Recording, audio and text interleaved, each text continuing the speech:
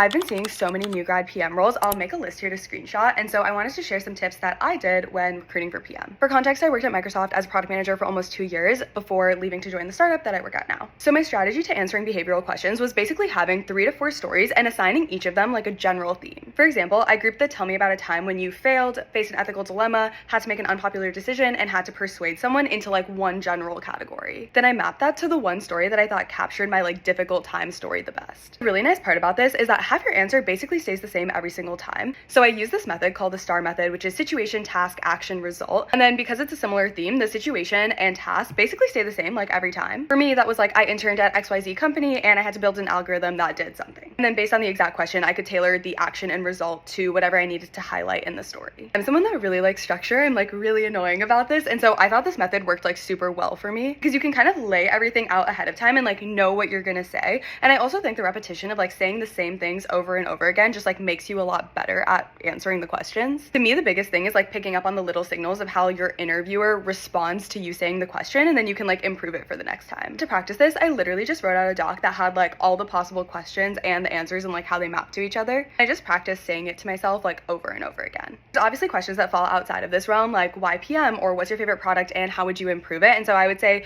for those, you can just like write out responses to them, and those can definitely be the same every time. But yeah, this method worked really well for me for the like tell me about a time when XYZ, and you get a lot of those questions. This ended up being a little long, but let me know if you're interested in more PM tips, and I'm happy to make more of these.